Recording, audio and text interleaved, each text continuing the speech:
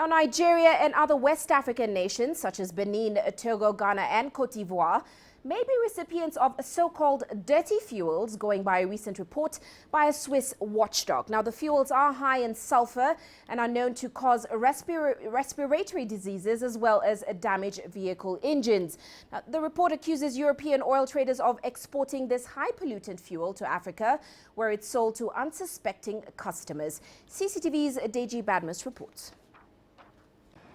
Almost every minute, cars and trucks drive into fuel stations in Nigeria to fill up. The last thing any driver or motorist wants to worry about is the quality of that fuel. But the report that toxic fuels may be finding their way into the Nigerian market is beginning to cause concern. When I read it, I wasn't so happy because, unfortunately for us, we don't have a strong and effective regulatory body who should be doing its work.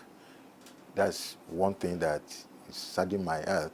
Assuming that we have a strong regulatory body who could do the monitoring in a way that can dictate and even penalize sanction, it would have been fantastic. If there is any iota of truth that banned or adulterated refined petroleum products or distillates are finding their way into Nigeria by any chance, it is a clear case of national negligence. Nigeria's Department of Petroleum Resources, the DPR, has dismissed the report as erroneous and misleading. It released a statement saying all petroleum products are analyzed at registered third-party laboratories and tested for quality parameters such as density, octane rating, sulfur and water content. It's adamant Nigeria's product specifications meet international standards.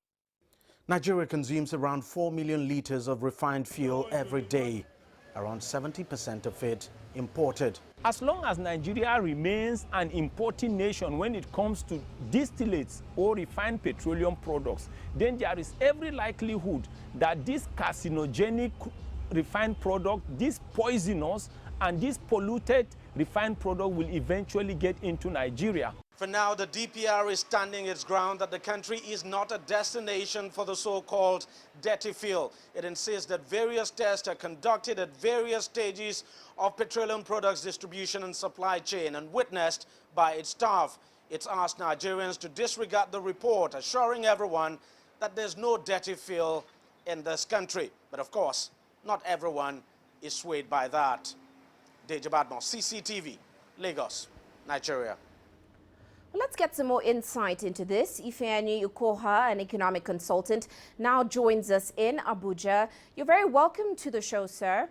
Now, of course, as we heard there, Nigeria's Department of Petroleum Resources says basically the report that toxic fuels may be finding their way into Nigeria's market is misleading. What are your views on this report? Well, I think that the DPR probably does not have the capacity to properly check this, because we have seen over time that the abuses in terms of regulated levels of fuel have happened in the past. So I don't have any confidence that this time they're telling the truth. Well, Mr. Ifeanyi, last week, Nigeria and, of course, 4 other West African countries met in Abuja to discuss this very issue.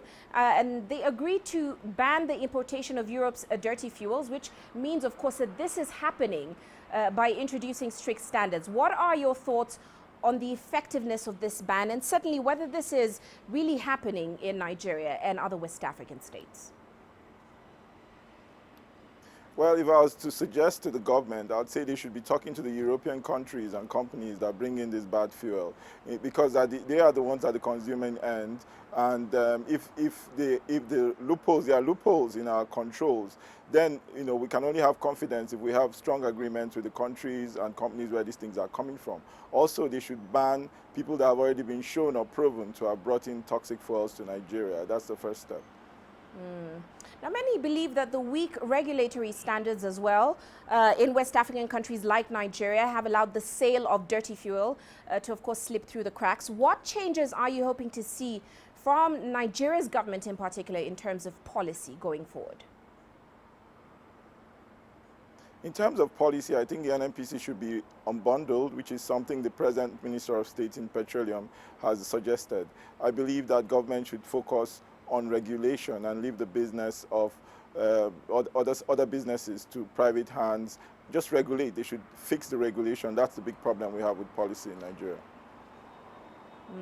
Well, many thanks for those insights. Of course, Mr. Ifeanyi Ikoha, he's joining us in Abuja. He's an economic consultant.